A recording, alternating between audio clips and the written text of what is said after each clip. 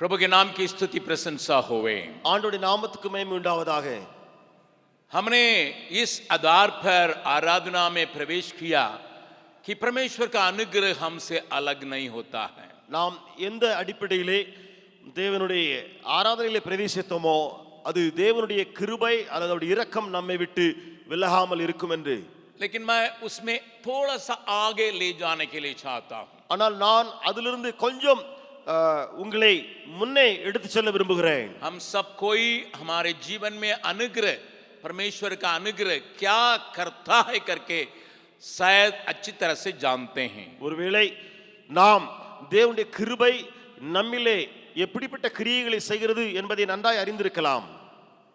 लेकिन उसके प्रति उत्तर में हमारा धन्यवाद का दिल उसके प्रति कैसा है, उसके ऊपर मैं आपका ध्यान को आकर्षित करने के लिए चाहता हूं। ஆனால் அந்த இரக்கங்கள் அந்த கிருபைகளுக்கு நாம் பதில் கொடுக்கும்படியாக, விடை கொடுக்கும்படியாக நம்முடைய கிரியை, நன்றி, அறிதலுள்ள உள்ளம் எப்படி இருக்க வேண்டும் என்று சொல்ல விரும்புகிறேன்.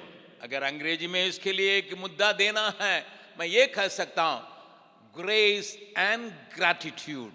ஒருவேளை ஆங்கிலத்திலே இதற்கு தலைப்பிட வேண்டும் என்று சொன்னால் கிரேஸ் அண்ட் கிராட்டிடியூட் என்று சொல்லலாம். अनुग्रह के बारे में मैं थोड़ा बहुत बतलाने के लिए चाहता हूं। கிருபையை குறித்து நான் கொஞ்சம் சொல்லிவிட விரும்புகிறேன். वो हमारे जीवन में क्या करता है करके मैं थोड़ा सा आपको याद दिलाने के लिए चाहता हूं। அது நம்முடைய வாழ்க்கையிலே என்ன செய்கிறது என்பதை கொஞ்சம் ஞாபகமூட்ட விரும்புகிறேன். उसके बाद वो हमारे अंदर किस प्रकार का परिवर्तन को लाना है करके दिखाने के लिए चाहता हूं। அதற்கு பின்பு அந்த கிருபையானது நம்முடைய உள்ளத்திலே நமக்குள்ளே எப்படிப்பட்ட மாற்றங்களை கொண்டு வர வேண்டும் என்று சொல்லிவிட விரும்புகிறேன். हमारी आत्मिक आंखों को परमेश्वर खोलने पाए, நம்முடைய ஆவிக்குரிய கண்களை தேவன் திறப்பாராக. खास करके 3 बातों को मैं अनुग्रह के संबंध में पहले कहने के लिए चाहता हूं। விசேஷமாக 3 காரியங்களை நான் அந்த கிருபையை குறித்து பேச விரும்புகிறேன். मैं उसको विस्तारण रूप में नहीं बतलाऊंगा, परंतु उसका वचन को मैं आपको दिखाने के लिए चाहता हूं। விஸ்தாரமாக பேசாமல் வசனத்தை உங்களுக்கு காண்பிக்கட்டும். परमेश्वर का अनुग्रह हमारे लिए उद्धार को लाता है। தேவ கிருபை நம்மிலே ரட்சிப்பை கொண்டு வருகிறது. मेरे साथ खोलिएगा एफिसियों की पत्री उसका 2वां अध्याय उसका 5वां पद को पढ़ेंगे। என்னோடு கூட திறவுங்கள் எபேசியருக்கு எழுதின நிருபம் 2வது அதிகாரம் 5வது வசனத்தை வாசிக்கலாம். और एफिसियों की पत्री उसका 2वां अध्याय का 5वां पद को हम पढ़ेंगे। எபேசியருக்கு எழுதின நிருபம் 2வது அதிகாரம் 5ஆம் வசனத்தை நாம் வாசிக்கலாம். जब हम अपराधों के कारण मरे हुए थे तो हमें मसीह के साथ जिलाया, अनुग्रह ही से तुम्हारा उद्धार हुआ है। அக்கிரமங்களில் மரித்தவர்களாயிருந்த நம்மை கிறிஸ்துவுடனே கூட உயிர்ப்பித்தார், கிருபையினாலே ரட்சிக்கப்பட்டீர்கள். परमेश्वर का अनुग्रह मेरे जीवन में जब पहले काम करता है, हमें उद्धार का अनुभव में पहुंचा देता है। தேவனுடைய கிருபை முதலாவது நம்மிலே கிரியை செய்யும் வேளையிலே அது நம்மை ரட்சிப்புக்கு நேராய் நடத்துகிறது. कितने भारी पाप में जीवन बिताने वाला भी क्यों न हो, எவ்வளவு பயங்கர பாவம் செய்தவனாய் இருக்கட்டுமே, या अपने रीति रिवाज के अनुसार अपने दृष्टि में सही चलने वाला हो, दोनों को उस अनुग्रह जो है काफी है ताकि उसको उद्धार में ले आ सकें। அல்லது இன்னொருவன் தன்னுடைய பார்வையிலே நீதிமானாய் எல்லாம் நான் சரியாக செய்கிறேன், நன்றாயிருக்கிறேன் என்பவனாய் இருந்தாலும் இந்த 2 பேரையும் கிருபை ரட்சிப்புக்குள்ளாக்குகிறது.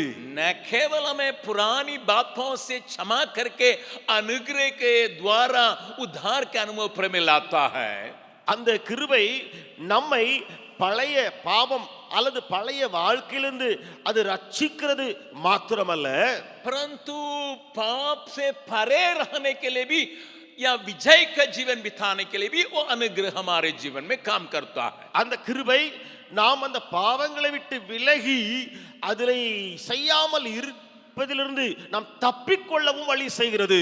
पहले अनुग्रह में उद्धार का अनुभव में लाता है, முதலாவது கிருபை நம்மை ரட்சிப்பின் அனுபவத்திலே கொண்டு வருகிறது. उस उद्धार के अनुभव में पाप के ऊपर विजय पाते हुए आगे बढ़ने के लिए भी अनुग्रह ही काम करता है. அந்த ரட்சிப்பின் அனுபவத்தை பெற்ற பின்பு பாவத்திலிருந்து வெற்றி பெற்றவர்களாய் முன்னேறி வெற்றி நடை போடுவதற்கும் கிருபையே உதவுகிறது. उसके संबंध में एक वचन को मैं आपको दिखाने के लिए चाहता हूं. அதற்கு சம்பந்தமான ஒரு வசனத்தை உங்களுக்கு காண்பிக்க விரும்புகிறேன். रोमियो उसका 6 अध्याय उसका 14 पद को देखेंगे. ரோமர் 6வது அதிகாரம் 14வது வசனத்தை பாருங்கள். रोमियो की पत्री उसका 6 अध्याय उसका 14 पद में यूं लिखा है. ரோமருக்கு எழுதின நிருபம் 6வது அதிகாரம் 14ஆம் வசனத்தில் இப்படியாக எழுதியிருக்கிறது. और तुम पर पाप की प्रभुता न होगी क्योंकि तुम व्यवस्था के अधीन नहीं वरन अनुग्रह के अधीन हो. நீங்கள் நியாய பிரமாணத்திற்கு கீழ்ப்பட்டிராமல் கிருபைக்கு கீழ்ப்பட்டிருக்கிறபடியால் பாவம் உங்களை மேற்கொள்ள மாட்டாது. पहले मैंने पाप में जन्म लिया इसलिए पाप से छुटकारा की आवश्यकता पड़ा. முதலாவது நான் பாவத்திலே பிறந்ததினாலே பாவத்திலிருந்து எனக்கு விடுதலை தேவைப்பட்டது. लेकिन अभी पाप के प्रभुता से मुझे बचाने के लिए भी परमेश्वर अनुग्रह को ही देता है. ஆனால் இப்பொழுது பாவத்தின் ஆளுகை அல்லது பாவத்தின் பிரசன்னம் அதிலிருந்து விடுதலை பெறவும் கிருபையை எனக்கு உதவுகிறது. कई लोग पाप के चलते सताए जाते हैं लेकिन उससे बचाने के लिए परमेश्वर हमें अनुग्रह के अधीन में कर लेता है. அநேகர் பாவத்தினாலே துன்பப்படுத்தப்படுகிறார்கள், அதிலே அடிமையாக இருக்கிறார்கள். ஆனால் அதனுடைய ஆதீனத்திலிருந்து ஆளுகையிலிருந்து அந்த கிருபை நம்மை பாதுகாக்கிறது. न केवल वो पेनल्टी ऑफ सिन पाप का दंड से हमें अनुग्रह से उद्धार हुआ है, நமக்கு அந்த பாவத்தின் ஆக்கினை தீர்ப்பிலிருந்து அந்த கிருபையினாலே ரட்சிப்பு உண்டாயிருக்கிறது மாத்திரமல்ல, परंतु प्रेजेंस ऑफ सिन पाप की उपस्थिति से भी हमें बचाने के लिए अनुग्रह ही काम करता है. அந்த பாவத்தினுடைய பிரசன்னம் பிரசன்ஸ் இருக்கிறதே அதிலிருந்தும் நாம் மீளுவதற்கு கிருபையே உதவுகிறது. ये अनुग्रह का दूसरा तरीका है. இது கிருபையினுடைய இரண்டாவது ஒரு கிரியை. लेकिन तीसरी बात को भी मैं आपको दिखाने के लिए चाहता हूं. ஆனால் மூன்றாவது காரியத்தையும் நான் காண்பிக்க விரும்புகிறேன். जैसे मैंने कहा इनको विस्तार रूप में बतलाने की दरकार नहीं, நான் சொன்னது போல விஸ்தாரமாய் சொல்ல வேண்டிய அவசியம் இல்லை. परंतु जानकारी के लिए इस बात को मन में रखिएगा. ஆனால் அறிந்து கொள்ள வேண்டிய காரியத்துக்காக இதை நீங்கள் மனதில் வையுங்கள். ये अनुग्रह हमें क्या सिखाते रहता है. இந்த கிருபை நமக்கு எதை கற்றுக் கொடுத்து கொண்டே இருக்குமாம். मेरे साथ खोलिएगा तीतुस की पत्री उसका दूसरा अध्याय என்னோடு கூட திரும்புங்கள். தீத்துவுக்கு எழுதின நிருபம் 2வது அதிகாரம் 11 पद से लेकर 13वां पद तक अगर आप देखेंगे, ஒருவேளை நீங்கள் 11ஆம் வசனத்திலிருந்து 13ஆம் வசனம் வரை வாசித்தால், तीतुस की दूसरा अध्याय 11 पद से लेकर 13वां पद तक हम पढ़ रहे हैं. தீத்துவுக்கு எழுதின நிருபம் அதனுடைய 2வது அதிகாரம் 11லிருந்து 13 வரை வாசிக்கிறோம். क्योंकि परमेश्वर का अनुग्रह प्रकट है जो सब मनुष्यों के उद्धार का कारण है.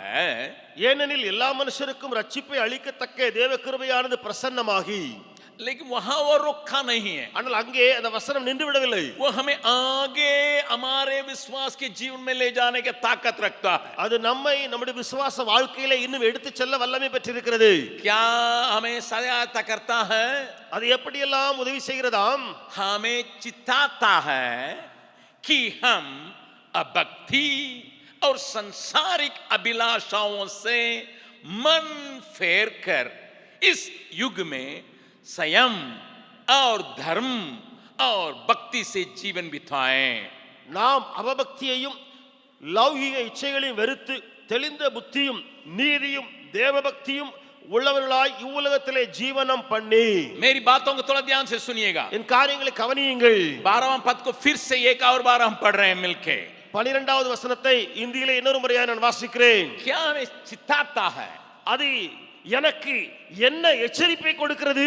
ये हमें हमेशा डांटने का नहीं परंतु एक काशन वर्ड को चिताने के काम को करता है. அது பயமுறுத்துகிறதல்ல, ஆனா எச்சரிப்பின் தொனியை ஒரு காஷன் வேர்டை என்னுடைய காதலே போட்டு கொண்டிருக்கிறது. हमारे जीवन में अभक्ति को लाने से हमें रोकता है. நம்முடைய வாழ்க்கையிலே தேவ பக்தி இல்லாத காரியங்களிலிருந்து நம்மை தடுக்கிறது.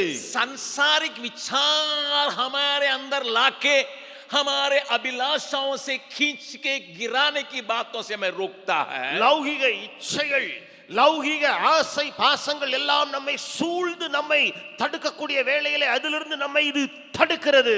संयम और धर्म के साथ जीवन बिताने के लिए हमें सहायता करता है। நீதியும் தேவ பக்தியும் உள்ளவர்களாய் ஜீவனம் பண்ண கிருபை நமக்கு உதவுகிறது. अभक्ति हमारे जीवन में क्या कर सकता है? அவபக்தி நம்முடைய வாழ்க்கையில என்ன செய்யும்? संसारिक अभिलाषा हमारे जीवन में क्या कर सकता है? லௌகிக இச்சை நம்முடைய வாழ்க்கையில என்ன செய்யும்? उसी को पौलुस 13वां पद में दिखाता है। அதைத்தான் பவுல் 13ஆம் வசனத்திலே காண்பிக்கிறார். अभी 13 पद के देखिएगा। 13ஆம் வசனத்தை பாருங்கள். उस धन्य आशा है कि यीशु फिर आने के समय हम भी उसके साथ जाना है, उस आशा से हमें वंचित रखता है। ஆனந்த பாக்கியம், என்ன ஆனந்த பாக்கியம்? இயேசு திரும்ப வரும்பொழுது நாமும் அவரோடு கூட மேலே புறப்பட்டு செல்லுவோம். அந்த ஆனந்த பாக்கியத்திலிருந்து இது நம்மை தூர வைக்கிறது. प्यारो याद रखिएगा, பிரியமானவர்களே நினைவில் வையுங்கள். जरूर हम प्रभु के पास आते हैं, हम उद्धार का अनुभव में शुरुआत का जीवन का बिताते हैं। உண்மையிலேயே நாம் அந்த கிருபையினாலே ரட்சிக்கப்பட்டு ஆரம்ப ஆவிக்குரிய ஓட்டத்திலே ஓடுகிறோம். अनुग्रह के आदि में रहने से, अभक्ति के जीवन से परमेश्वर में बचाने के लिए या पाप के आधीन से हमें बचाने के लिए कोशिश करता है। இந்த கிருபை நிமித்தமாக பாவத்தின் பிரசன்னம் அல்லது பாவத்தின் ஆளுகை அல்லது அவபக்தியினுடைய வாழ்க்கை அதிலிருந்து நம்மை தப்பிக்கொள்ள கர்த்தர் உதவி செய்கிறார். परंतु संसारिक खिंचाव, संसार की अभिलाषाएं, भक्ति हमें परमेश्वर के आने के लिए तैयार होने से रोकने का ताकत रखता है। उसको चेतावनी देते देते हमें बचाने के लिए कोशिश करता है, ताकि प्रभु के आने के लिए हम अब तैयार रहें। அதே கிருபை இருக்கிறதே லௌகிக அல்லது உலக இச்சை, இன்னும் சொல்ல போனால் அவபக்திக்கு அடுத்த காரியங்கள், இவைகள் என்ன செய்யுமாம்? அந்த ஆனந்த பாக்கியம், தேவன் வருவார், நான் அவரோடு கூட எடுத்துக் கொள்ளப்படுவேன், அந்த ஆனந்த பாக்கியத்திலிருந்து நம்மை விலக்கி வைக்கிறதே, அதை தடுக்க இந்த கிருபை முயற்சி செய்கிறது. यही अनुग्रह का प्रधान काम है, 3 काल का प्रधान काम है। இதுதான் அந்த கிருபையின் முக்கியமான கிரியைகளிலே 3 சமயங்களுக்கு அடுத்த கிரியைகள். इसलिए अनुग्रह को अपने जीवन में कार्य करते रहने के समय हम ये विचार में नहीं आ सकते हम कैसा भी हो जिएंगे करके हम नहीं जी सकते हैं। ஆகையினாலே கிருபை நம்மிடத்தில் கிரியை செய்ய வேண்டும் என்று வாஞ்சிக்கிறவர்களாகிய நாம் எப்படியாவது வாழ்ந்து விடலாமே, என்னதான் செய்யலாமே, அப்படி என்று இருக்க முடியாது.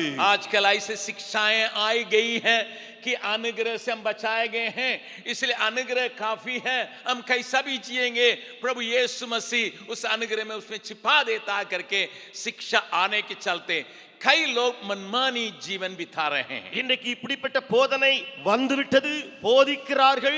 கிருபையின் ஆதீனத்தில் வந்துவிட்டோம், கிருபைக்கு உட்பட்டிருக்கிறோம், நாம் மனதில் என்ன சொன்னாலும் என்னமும் செய்து கொண்டே இருக்கலாம், விருப்பத்தின்படி செய்யலாம் என்று சொல்லி போதிக்கப்படுகிறார்கள்.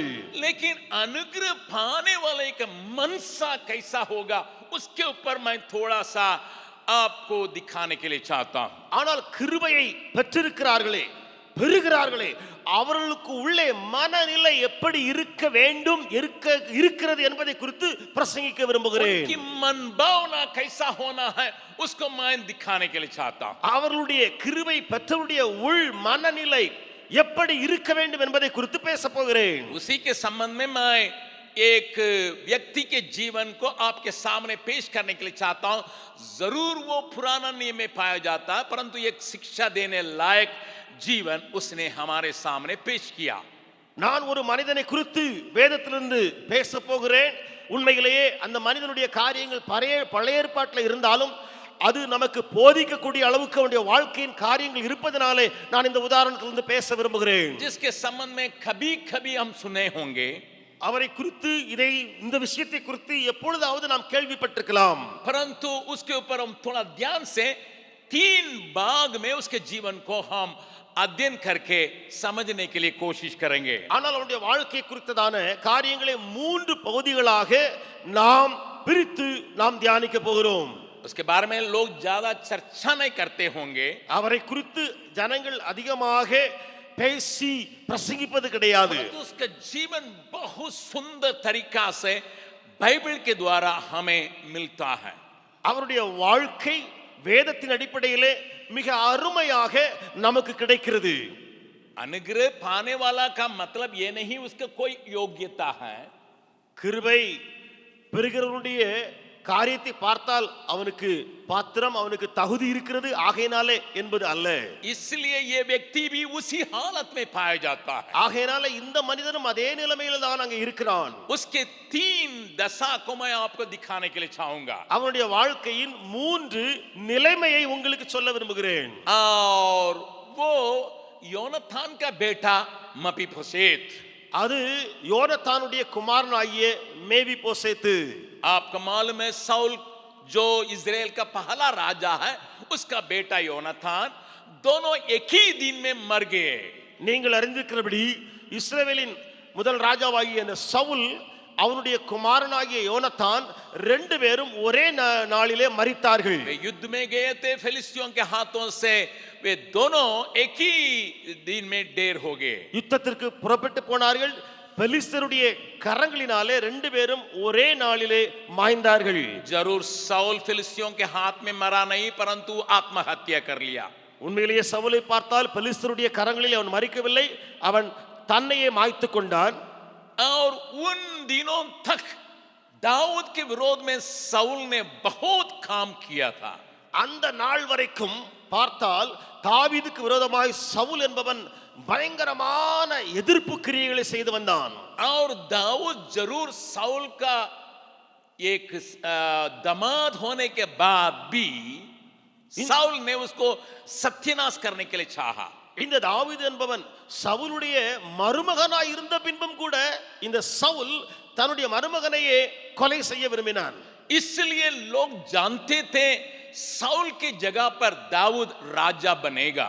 ஆகையினாலே ஜனங்கள் விரும்பினார்கள் சவுலுடைய இடத்திலே இப்பொழுது தாவீது ராஜாவாக வருவான். वो परमेश्वर का चुनाव भी था. அது தேவனுடைய தெரிந்து கொள்ளுதலுமாய் இருந்தது. इसलिए साउल के घराने लोगों के अंदर एक बहुत बड़ा डर पाया जाता है. ஆகையினாலே சவுல் குடும்பத்தாருக்குள்ளே ஒரு பயங்கரமான பயம் வந்திருந்தது. किस प्रकार का डर है? அது எப்படிப்பட்ட ஒரு பயம்? उन नौकर चौकरों को भी छोड़ा नहीं. வேலைக்கார வேலைக்காரிகளையும் விட்டு வைக்கவில்லை. उन दिनों में बड़े घर में बहुत से नौकरानियां डाई और सब लोग पाए जाते हैं. அந்த நாட்களிலே अनेक விதமான வேலைக்காரிகள் தாதிமார்கள் எல்லாம் இருந்த காலகட்டம் அது. और परिवार में बच्चों के देखभाल करने के लिए भी ढाई लोग रहते हैं. பிள்ளைகளை குடும்பத்திலே பராமரிக்கிறதுக்கும் தாதிமார்கள் இருந்தார்கள். उसको अंग्रेजी में नर्सेस कहते हैं. அது ஆங்கிலத்துல நர்சஸ் என்று சொல்லுவோம். उन लोगों तक ये डर पाया जाता था. அவர்களுக்குள்ளேயும் இப்படிப்பட்ட பயம் பிடித்திருந்தது. और उसमें से एक ढाई அதிலே ஒரு அந்த தாய் जोनातान का एक छोटा बेटा जो 5 साल का था उस समय.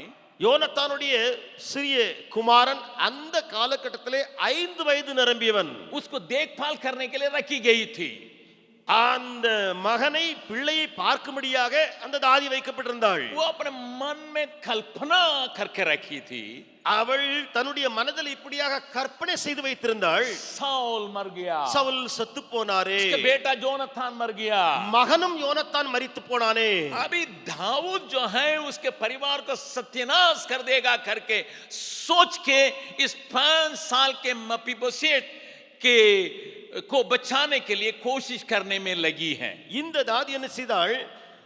இப்பொழுது தாவீது எழும்பி இந்த மேவிபோசத்தை கொண்டு போட்டு விடுவான், அவனை எப்படியாவது பாதுகாக்க வேண்டும் என்று சொல்லி துடித்துக் கொண்டிருந்தாள். क्योंकि बच्चे के साथ उसका जीवन सटा हुआ है. ஏனென்றால் பிள்ளையோடு கூட அவருடைய வாழ்வு ஒட்டி ஒருங்கி இருந்தது. क्योंकि इस बच्चे को दूध पिलाना, नहाना, कपड़ा पहनाना, इन सारे काम को करने की वजह से उस बच्चे के साथ उसका जीवन सटा हुआ है. அந்த பிள்ளைக்கு பாலை குடிக்க கொடுக்க வேண்டும், குளிப்பாட்ட வேண்டும், உடை உடுத்துவிக்க வேண்டும். இதை பார்க்கும் பொழுது அந்த தாதி அவளோடு கூட ஒருங்கி போயிருந்தாள். इसके पहले आपको मैं थोड़ा याद दिलाने के लिए चाहता हूं. इस भूमिका को जानेंगे तभी मेरी बात आपको समझ में आएगी. இதற்கு முன்பான ஒரு காரியம், நீங்கள் இந்த காரியத்தை கொஞ்சம் முன்னுரையாக அறிந்தால் தான் நான் சொல்ல போகிற விஷயம் புரியும். और दाऊद योनातान को वचन देकर रखा था, जैसा कहा गया वाचा देकर रखा था. இந்த தாவீது என்பவன் யோனத்தானுக்கு ஒரு உடன்படிக்கை அல்லது வாக்கு கொடுத்து வைத்திருந்தான் முன்னமே. दोनों घनिष्ठ दोस्त होने के चलते இந்த ரெண்டு பேரும் நெருங்கிய நண்பர்களாய் இருந்ததினாலே दाऊद से योनातान ने एक वाचा बांधा, आप जब राजा होंगे हमारे परिवार को संभालना. இந்த யோனத்தான் என்பவன் தாவீதிடத்திலிருந்து ஒரு வாக்கு வாங்கி இருந்தான் அல்லது உடன்படிக்கையை பெற்றிருந்தான். என்ன? நீ ராஜாவாகும் பொழுது எங்கள் குடும்பத்தாரை பராமரித்து பாதுகாக்க வேண்டும். जैसा भाई सुरेश ने कहा कि यो जैस्मीन की माँ ने हमारे बच्चों का देखभाल करिए करके मृत्यु समय में खलती, इसलिए उस बच्ची के ऊपर मुझे ख्याल करना पड़ा, हमारा परिवार को उसके ऊपर थोड़ा ख्याल रखना पड़ा करके, उसी प्रकार दाऊद को एक जिम्मेदारी दी गई थी. எப்படி சகோதரர் சுரேஷ் அவர்கள் சொல்லும்போது சொன்னார்களோ, அந்த ஜாஸ்மின் என்ற ஒரு பெண்ணுடைய அந்த தாயார் மரிக்கிற வேளையிலே என்னுடைய பிள்ளைகளை எல்லாம் பார்த்து கொள்ளுங்கள் என்று சொன்னதினாலே அந்த பிள்ளைகளை பராமரிக்க பாதுகாக்க காரியங்களை செய்வதற்காக முன் வந்தோம் என்று சொல்லி உதாரணத்தை சொல்லுகிற பொழுது, அதே போலதான் தாவீதுக்கும் கூட இங்கே பராமரிக்கக்கூடிய பொறுப்பு, பாதுகாக்கக்கூடிய ஒரு காரியம். इसलिए 5 साल के लड़के को संभालने के लिए रखी हुई ढाई ये सोचने लगी इस बेटे को कम से कम बचाएं. ஆகையினாலே இந்த 5 வயது நிரம்பி இருக்கிற மேவிபோசேத் அவனை மகனை காப்பாற்ற வேண்டும், இவனுக்கு எது வந்துவிடக் கூடாது என்று சொல்லி அவள் காப்பாற்ற துடித்துக் கொண்டிருந்தாள். कारण क्या है? காரணம் என்ன?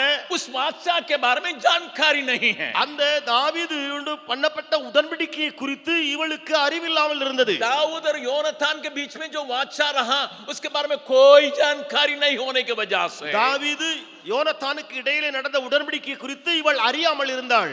इसी कारण उस बच्चे को बचाने के काम में लगी हुई है. ஆகையினால இந்த பிள்ளையை பாதுகாக்கக்கூடிய வேலையில ஈடுபட்டிருந்தாள். पढ़िएगा कि दूसरा सामुएल उसका 4 अध्याय का 4 पद को देखेंगे. வாசியுங்கள் 2 சாமுவேல் 4ஆம் அதிகாரத்தினுடைய 4ஆம் வசனம். दूसरा सामुएल 4 अध्याय का 4 पद. 2 சாமுவேல் 4ஆம் அதிகாரம் 4வது வசனம். वहां पर इस घटना के बारे में बाइबल हमें बतलाती है. இங்கே அந்த சம்பவத்தை குறித்து வேதம் நமக்கு சொல்லுகிறது. साउल के पुत्र योनातान के एक लंगड़ा बेटा था. जब इस्राएल से साउल और योनातान का समाचार आया तब वो 5 वर्ष का था. उस समय उसके ढाई उसे उठाकर भागी और उसके उतावली से भागने के कारण वो गिर के लंगड़ा हो गया और उसका नाम मपीबोशेत था. சவுலின் குமாரன் யோனத்தானுக்கு 2 காலும் முடமான ஒரு குமாரன் இருந்தான். சவுலும் யோனத்தானும் மடிந்த செய்தி இஸ்ரேலிலிருந்து வருகிற பொழுது அவன் 5 வயது உள்ளவனாயிருந்தான். அப்பொழுது அவனுடைய தாதி அவனை எடுத்துக்கொண்டு ஓடி போனாள். அவள் ஓடி போகிற அவசரத்தில் அவன் விழுந்து முடவனானான். அவனுக்கு மேவி போசேத் என்று பெயர். मपीबोशेत की कहानी का शुरुआत परमेश्वर के वचन में पाया जाता है. இங்கே மேவி போசேத்தினுடைய கதை அல்லது அவனுடைய ஆரம்பம் எழுதப்பட்டிருக்கிறது. विचार अच्छा है, எண்ணம் நல்ல எண்ணம், लेकिन नई जानकारी होने के चलते यहाँ एक बहुत भारी विपत्ति में मपीबोशेत को वो डाल देती है. ஆனால் அந்த பழைய உடன்படிக்கை குறித்ததான அறிவு இல்லாமல் இருந்ததினாலே இந்த மேவிபோசேத்தை ஒரு ஆபத்திலே கொண்டு சிக்க வைத்து விட்டவள். हम क्यों सुसमाचार सुनाने के लिए कोशिश करते हैं? நாம் ஏன் சுவிசேஷத்தை அறிவிக்க முயற்சி எடுக்கிறோம்? क्यों यीशु मसीह के बारे में दुनिया को सुनाने के लिए चाहते हैं? ஏன் இயேசு கிறிஸ்துவை குறித்து உலகத்துக்கு அறிவிக்க விரும்புகிறோம்? दुनिया को परमेश्वर ने यीशु मसीह के द्वारा दुनिया के लोगों से, पापियों से जो वाचा बांधा उसके बारे में जानकारी नहीं होने के चलते वे मृत्यु के हालत में और खतरा के दशा में डाले जाते हैं. பிதாவாகிய தேவனானவர் இயேசு கிறிஸ்து மூலமாய் இந்த ஜனத்தோடு செய்திருக்கிற உடன்படிக்கை இருக்கிறதே, அந்த உடன்படிக்கையின் காரியங்கள் அறியாமல் இருப்பதினாலே உலகம் தத்தளித்து பாவத்திலே சிக்கி அழிந்து கொண்டிருக்கிறது. यीशु मसीह ने कहा मृत्यु के पहले ये मेरा लहू है, ये नया वाचा का लहू है. இயேசு கிறிஸ்து தன்னுடைய மரணத்துக்கு முன்பதாக சொன்ன காரியம் இது என்னுடைய புதிய உடன்படிக்கையின் இரத்தமாய் இருக்கிறது. सारे मानव जाति के लिए, सारे बोली बोलने वालों लोगों के साथ मैं अपना खून दे के एक वाचा बांध रहा हूं. எல்லா ஜனத்தோடும் கூட எல்லா மொழி பேசுறவர்களும் கூட நான் என்னுடைய ரத்தத்தை சிந்தி உடன்படிக்கை செய்கிறேன். देखिए वे नरक के संतान नहीं हो, ஏனென்றால் அவர்கள் நரகத்தின் பிள்ளைகளாகி விடக்கூடாது, नाश ना हो, அழிந்து போய் விடக்கூடாது. इसलिए वाचा बांधा गया है. ஆகையினாலே உடன்படிக்கை செய்யப்பட்டது. ये दुनिया के कई हजारों करोड़ों लोगों को अब तक मालूम नहीं. இது अनेक உலகத்தின் கோடி கோடிக்கணக்கான ஜனத்துக்கு தெரியவே தெரியாது. जिस दिन हमारे जानकारी में आया हमने उस वाचा को धर लिया. எந்த நாளிலே இதை நாம் அறிந்து கொண்டோமோ நாம் அந்த உடன்படிக்கையை பற்றி பிடித்தோம். लेकिन लाखों लोगों को मालूम नहीं. ஆனால் லட்சம் ஜனத்துக்கு தெரியாது. इसलिए वे डरते हैं, ஆகையினாலே அவர்கள் பயப்படுகிறார்கள், वे भागते हैं, அவர்கள் பயந்து ஓடுகிறார்கள். वे कहीं अंधकार में जाके छिपने के लिए रास्ता खोजते हैं, எங்கே ஒரு அந்தகார இருளிலே போய் ஒளிவதற்காக வழி ऐसी தேடுகிறார்கள். जगह में धकेले जाते हैं அவர்கள் தள்ளப்பட்டு போகிறார்கள். क्योंकि जानकारी नहीं है. ஏனென்றால் அவர்களுக்கு இந்த தெளிவு இல்லை. ये ढाई को भी जानकारी नहीं होने की वजह से இந்த ஜாதிக்கும் அந்த காரியம் தெரியாமல் இருந்ததினாலே ये मदद करने की भावना में तो गई, परंतु दोनों पैरों में उस लड़का को चोट पाके दोनों पैरों को घायल कर दी. அவனுக்கு உதவி செய்ய வேண்டும் என்ற நல்லெண்ணத்தோடு கூட ஓடி போனவள். ஆனால் நடந்த விபரீதம் என்ன? அந்த பையன் ரெண்டு காலும் முடவனானான். प्रभु के नाम की स्तुति प्रशंसा होवे. ஆண்டவருடைய நாமத்துக்கு மகிமை உண்டாவதாக. कभी कभी भलाई करने के लिए सोचने के बाद भी वो बुराई में बदल जाता. சில நேரங்களிலே நன்மை செய்ய வேண்டும் என்று யோசித்த பின்பும் தீமையிலேயே முடிந்து விடுகிறது. मेरे जीवन में एक घटना हुई, उसको मैं थोड़ा बतलाऊंगा ताकि आपको समझ में आ सके. என்னுடைய வாழ்க்கையில் நடந்த ஒரு சம்பவத்தை சொன்னால் உங்களுக்கு நன்றாய் புரிய வரும். हमारा एक दोस्त है, अभी फिलहाल वो अमेरिका में है. எனக்கு ஒரு நண்பர் இருக்கிறார். அவர் இப்பொழுது அமெரிக்காவில் இருக்கிறார். उनका नाम साबू तामस. அவருடைய பெயர் சாபு தாமஸ் என்பது. वे गोंद बनाने का एक इंडस्ट्री चलाते थे. அவர் அந்த கோந்து இருக்கிறதே, அந்த கோந்து செய்யக்கூடிய பிசின் செய்யக்கூடிய ஒரு தொழிற்சாலையில் இருந்தார்.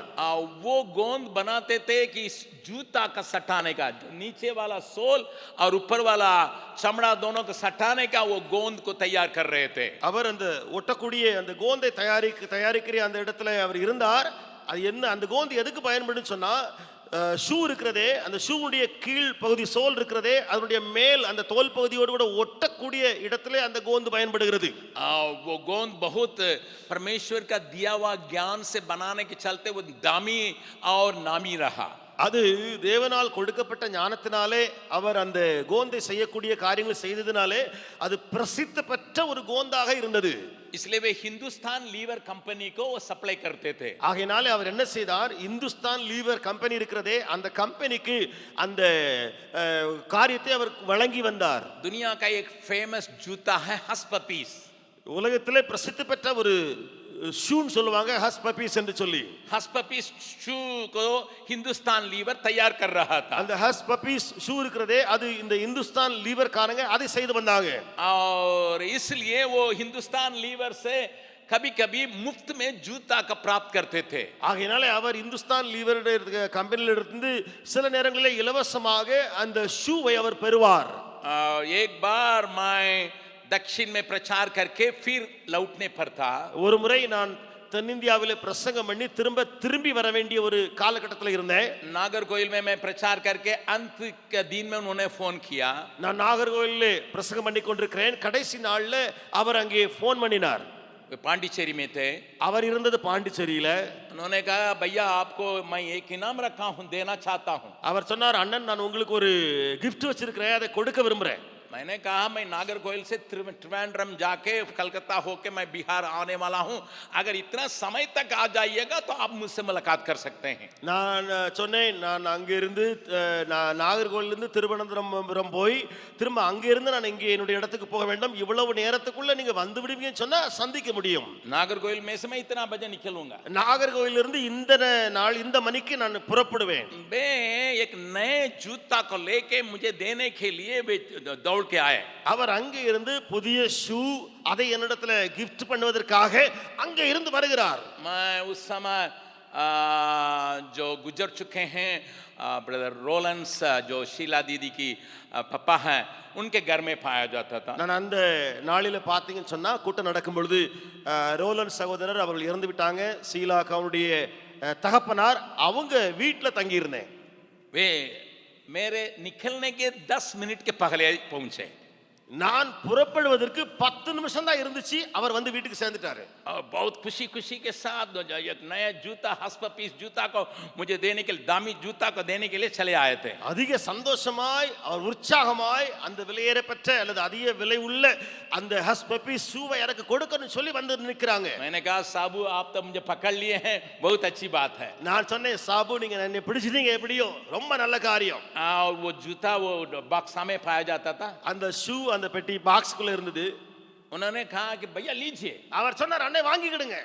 और उतने खाने के बाद उन्होंने क्या किया, அவர் அவ்வளவு சொன்ன பின்பு அவர் செய்த காரியம் என்ன, जो मैं पहना था वो जूता को दे के अपना बक्सा में रख के, वो नया जूता को बाहर रख के वो चले गए. चले जा रहा हूं, आप भी जाइए, मैं भी जा रहा हूं. அவர் சொன்னார், நான் போட்டிருக்கிற கால்ல போட்டிருக்கிற அந்த ஷூவை அவர் எடுத்து அந்த பாக்ஸுக்குள்ள வச்சிட்டாரு. அவர் கொண்டு வந்த அந்த புது ஷூ இருக்கிறதே அதை வச்சுக்கிட்டு உடனே அண்ணே நான் போயிட்டு வரேன்னு சொல்லிட்டு கிளம்பிட்டாரு. मैंने कहा मेरा पुराना जूता का कहां ले जा रहे हैं आप? நான் சொன்னேன், என்னுடைய பழைய ஷூ அதை எங்க கொண்டு போறீங்க? नहीं नहीं, आप पुराना जूता रहेंगे, पुराना ही पहनेंगे, नया का रखे रहेंगे, इसलिए नया का पहनना करके लेके चले गए. அவர் சொன்னார், என்ன நீங்க பழைய ஷூ வச்சிருந்தீங்கன்னா பழையதான் போட்டுட்டே இருப்பீங்க, புதிய ஷூ தான் நீங்க போடணும்னு சொல்லி அதை எடுத்துக்கிட்டு போயிட்டே இருந்தார் ஆளு. लेकिन गलती क्या, बहुत अच्छे विचार से उन्होंने किया था. அவர் செய்தது ரொம்ப நல்ல எண்ணத்தோடு கூட செஞ்சாரு. लेकिन गलती क्या हुई, ஆனா நடந்த தவறு என்ன தெரியுமா? मेरा जूता 8वां नंबर का है, जो लाया गया है 9वां नंबर का है. என்னுடைய ஷூ 8 நம்பருடைய ஷூ, ஆனா கொண்டு வந்த ஷூவுடைய அளவு 9ஆம் நம்பர். मैं प्रार्थना होता करके निकलने पड़ता, मैं पहन के देख रहा था, मैं चल नहीं पा रहा हूं, थोड़ा सा बहुत संभाल के चलना पड़ता है. நான் ஜெபெல்லாம் முடிச்ச பின்பு இப்ப ஷூவை போட்டுட்டு அப்படி போகலான்னு பாக்குறேன், நடக்க முடியாம எப்படியோ சமாளிச்சுட்டு போகக்கூடிய சூழ்நிலையில போயிட்டு இருக்கிறேன். मुझे त्रिवेंद्रम जाना है, எனக்கு திருவனந்தபுரம் போகணும், वहां से हवा जहाज में कलकत्ता आना है, அங்க இருந்து பிளேன் மூலமாக நான் கல்கத்தா வர வேண்டும், कलकत्ता से जोधपुर पकड़ के मैं यहाँ आना है, கல்கத்தாவுக்கு வந்த பின்பு ஜோத்பூர் ட்ரெயினை பிடிச்சிட்டு நான் இங்க பீகாருக்கு வரணும். यहाँ भी मीटिंग है. இங்க வந்த உடனே கூட்டங்கள்லாம் இருக்கு. जब मैं त्रिवेंद्रम एयरपोर्ट में इसी हालत में थोड़ा सा संभाल, क्योंकि थोड़ा ढीला है, बस इतना ही है, मैं संभाल के कैसा कैसा तो चले आया. திருவனந்தபுரம் ஏர்போர்ட்ல அந்த ஷூ கொஞ்சம் லூசா இருந்துச்சு, எப்படியோ நடந்து தடுமாறி எடுத்து நான் வந்துட்டேன். एक तरफ खुशी है, मेरा भाई ने मेरे लिए बहुत नया जूता लाया, ஒருபுறம் சந்தோஷம், என்னுடைய சகோதரர் எனக்கு ஒரு புதிய ஷூவை கொண்டு வந்துட்டாரையா. क्योंकि पुराना गीता घसीटा हुआ था ஏன்னா அந்த பழைய ஷூ தேஞ்சு போயிருந்தது, और नया जूता मिल गया. புதிய ஷூ எனக்கு கிடைச்சிச்சு. लेकिन उन्होंने इतना ये गलती किया है और पुराना जूता का ले भी किया, क्या करेंगे करके. ஆனால் அவர் செய்த ஒரு தவறு ஆயிட்டே, பழைய ஷூவை கொண்டு போயிட்டாரு ஆளு. वहां जाने थे विमान जो है लेट आया. அங்கே போய் பார்த்த சொன்னா அந்த விமானம் லேட்டா வந்திருக்குது.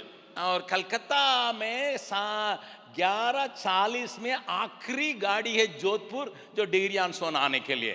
கல்கத்தாவில் பார்த்தீங்க சொன்னா கடைசி ட்ரெயின் எந்த ட்ரெயின் சொன்னா ஜோத்பூர் எக்ஸ்பிரஸ் டிகிரி வருவதற்கு அது அந்த மணிக்கு அங்க கிளம்பும். जैस विमान सर्विस का लेट होते या मेरा दिल धक धक धक धक कर रहा, क्या मुझे गाड़ी मिलेगी, पकड़ने क्या मिलेगा, क्या नहीं, मेरा क्या होगा करके मैं धक-धका रहा था. அப்பொழுது அந்த நான் அங்கிருந்து புறப்பட்டு வருகிற அந்த விமானம் லேட் ஆகிட்டே இருக்க உள்ள எனக்கு உள்ள அடிச்சுக்கிட்டே இருக்குது, என்ன பிடிச்சிருவனா ட்ரெயினை பிடிச்சிருவனான்னு சொல்லி உள்ள ஒரே அடி.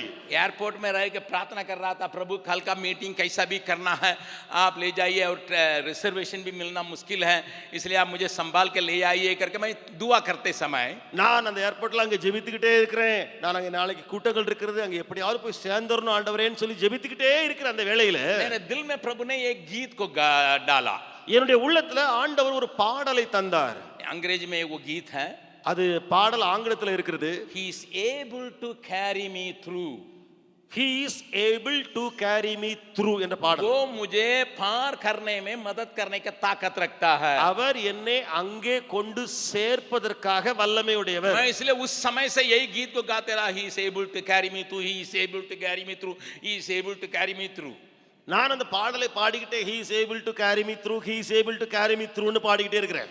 और यहाँ अभी अचानक अनाउंसमेंट हुआ आपका जहाज तैयार है जाइए. அங்கே திடீரென்று பார்த்துக்க சொன்னா அங்க ஏர்போர்ட்ல ஒரு அறிவிப்பு வருகிறது, உங்கள் விமானம் ஆயத்தமா இருக்குது, நீங்கள் இப்பொழுது போகலாம். मैंने सोचा कब पहुंचेगी. நான் சொன்னேன் போய் சேர்றது எப்போ அங்க. उन्होंने पायलट ने कहा कि 10:55 में पहुंचेगी. பைலட் சொன்னா அங்க இருந்து அறிவிப்போடு கூட 10:55க்கு போய் கல்கத்தா சேரும். मैं जरा सा भी उतार चढ़ा के नहीं बोल रहा हूं. நான் கொஞ்சம் கூட கூட்டி குறைச்சு பேசவே இல்லை. मैं टाइम को इसीलिए मैं बतला रहा हूं क्योंकि मैं टाइम देखते रहा था. ஏனென்றால் நான் டைமை ஏன் சொல்லிட்டு இருக்கேன்னு சொன்னா நினைவுல எப்படி இருக்குன்னு சொன்னா நான் வாட்சை பார்த்துக்கிட்டே இருக்கிறேங்க. 11:40 को गाड़ी पकड़नी है. எனக்கு இரவுல 11:40 மணிக்கு ட்ரெயின் பிடிக்கணும். उसके बाद गाड़ी है ही नहीं. அதுக்கு பிறகு அன்னைக்கு வண்டி கிடையாது. 10:55 में कहां पहुंचेगी कि ये एयरपोर्ट में क्या होगा. 10:55க்கு ஏர்போர்ட்ல கொண்டு விமானம் என்னைய விட்டுச்சு சொன்னா என்ன நடக்க போகுது. 45 मिनट में कैसा मैं एयरपोर्ट से रेलवे स्टेशन पहुंचूंगा. 45 நிமிஷத்துக்குள்ள எப்படி நான் ஏர்போர்ட்ல இருந்து ரயில்வே ஸ்டேஷனுக்கு போக முடியும். तो भी प्रभु का डाला हुआ गीत को मैं गाते रहा. he is able to carry me through, he is able to carry me through, he is able to carry me through. ஆனாலும் நான் ஆண்டவரால கொடுக்கப்பட்ட அந்த பாடலை பாடிக்கிட்டே இருக்கிறேன். he is able to carry me through, he is able to carry me through.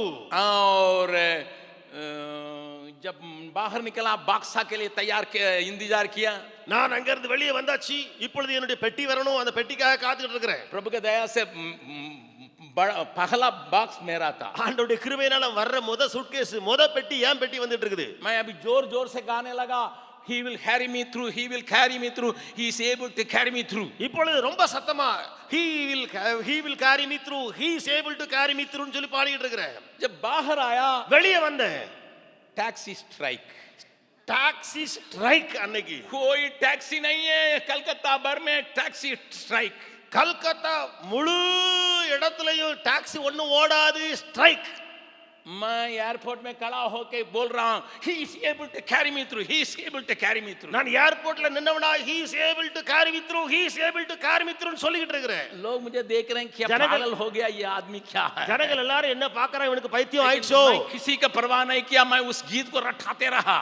ஆனால் யார் என்ன நினைச்சா என்ன, நான் கவலைப்படல. அந்த பாடலையே திரும்ப திரும்ப अभी एयरपोर्ट से मेन रोड में आके कोई गाड़ी के लिए प्रबंध कर रहा है. இப்பொழுது ஏர்போர்ட்ல இருந்து நான் மெயின் ரோட்டுக்கு வரணும், ஏதாவது வண்டி கிடைக்குமான்னு சொல்லி बाक्सा का खींच के मैं दौड़ रहा हूं. பெட்டியோடு கூட இழுத்துக்கிட்டு நான் அங்க ஓடிட்டு இருக்கேன். यही गीत को गा रहा हूं. he is able to carry me through, he is able to carry me through. அதே பாடலை பாடிட்டு இருக்கேன். he is able to carry me through, he is able to carry me through. जब मैं रोड पर पहुंचा, ரோட்டுக்கு வந்தாச்சு. वहां एक गाड़ी थी. அங்கே ஒரு வண்டி.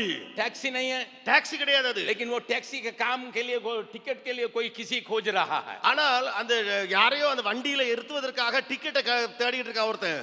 वहां पर वो टैक्सी वाला बोलने लगा. அங்கே டாக்ஸிக்காரன் சொன்னா आइए सब ஐயா வாங்க வாங்க வாங்க வாங்க. मैं बहुत खुश हो गया. ரொம்ப சந்தோஷம். और उससे बोल रहा हूं he is able to carry me through. நான் சொல்லிட்டு இருக்கேன் அவன்ட்ட he is able to carry me through. वो बोल रहा कहां जाना बताइए आप. ஐயா, अंग्रेजी என்ன में क्या बक சொல்றீங்க? रहे हैं मुझे मालूम நீங்க नहीं. எங்க போணும்னு சொல்லுங்க, எங்க போணும்னு சொல்லுங்க. मेरा दिल में केवल वही गीत रहा. என்னுடைய வாயில இருந்தது வெறுமனே அந்த பாடல். लेकिन इतना दौड़ के लूस जूता के साथ दौड़ रहा हूं. जूता फिर ठीक कर रहा हूं, फिर जूता. ये इसी में हमारा देर लग गया 15 मिनट. எனக்கு 15 நிமிஷம் அதுலயே பிடிச்சிட்டு இந்த லூசான அந்த ஷூவை போட்டுக்கிட்டு ஓடும்போது தடுமாறி இங்க கலருது அங்க கலருது. அதுல 15 நிமிஷம் லேட் ஆயிடுச்சு. मैंने कहा वो ड्राइवर से मुझे किसी भी हालत में कलकत्ता में पहुंचना है, जोधपुर पकड़ना है. நான் அந்த டிரைவரை பார்த்து சொன்னேன், எனக்கு என்ன நடந்தாலும் சரி, எந்த நிலைமையிலாவது என்னை ஸ்டேஷன்ல கொண்டு விட்டுறணும். அங்க எனக்கு ஜோத்பூர் ட்ரெயினை நான் பிடிக்கணும். वो बैठाया உட்கார வச்சாரு. और वो रफ्तार में चला. जरूर ट्रैफिक कम था क्योंकि बीच रास्ता होने वाला है. அது கிட்டத்தட்ட மிடில் நைட்னு வச்சுக்கலாம், மிட் நைட் மாதிரி. ஆகையால டிராஃபிக் ரொம்ப இல்ல, அதனால கொஞ்சம் வேகமா ஓட்டுனாரு. मैं पीछे बैठ के he is carry me through, he will carry me through, he is able, he is able, he is able. मैं बकते जा रहा हूं. நான் பின்னாடி உட்கார்ந்தவனா he is able to carry me through, he is able to carry me through னு பாட்ட பாடிக்கிட்டே இருக்கிறேன். ड्राइवर ने कहा, டிரைவர் சொன்னார், साहब आपको प्यास लग रही है क्या? சாகப் ஐயா உங்களுக்கு என்ன தாகமா இருக்குதா? मैंने कहा नहीं नहीं. நான் சொன்னேன் இல்ல தாகம்லாம் ஒண்ணும் இல்ல. वो कहने लगा मुझे प्यास लग रही है, मैं चला नहीं पा रहा हूं. அவர் சொன்னார் டிரைவர் எனக்கு ரொம்ப தாகமா இருக்குயா, இதெல்லாம் ஓட்ட முடியல. थोड़ा रुकवा के पानी लेने दीजिए. கொஞ்சம் என்ன நான் நிறுத்தட்டும், கொஞ்சம் தண்ணி குடிப்பதற்காக தண்ணி வாங்கிட்டு வரட்டும். அவன் சொல்றான். मैंने उससे कहने के लिए चाहा, நான் அவன்கிட்ட இப்படி சொல்ல விரும்புனேன். अरे प्यास में मर नहीं जाओगे, गाड़ी मेरी छूट जाएगी. நீ அங்கே தாகத்தினால செத்து போயினா சொன்னா என்னுடைய வண்டி அங்கே நின்னு போகும், அல்லது வண்டி எனக்கு பிடிக்க முடியாது. लेकिन मेरा दिल और दिमाग बड़ा हुआ था, he is able to carry me through. मैंने उससे कहा, he is able to carry me through, he is able to. நான் அவர்கிட்ட என்னுடைய உள்ளம், மனசு, உடல், சத கதை எல்லாமே he is able to carry me through. அவனை பார்த்து சொல்லிட்டேன், he is able to carry me through சொல்லி. बीच में घूम के दे रहा पागल आदमी को तो मैं चढ़ाया नहीं. அவன் வண்டியை ஓட்டுறவனா திரும்பி திரும்பி பார்க்கற, என்ன ஒரு பைத்தியத்தை வச்சு ஓட்டிட்டு இருக்கும் போல தெரியுது.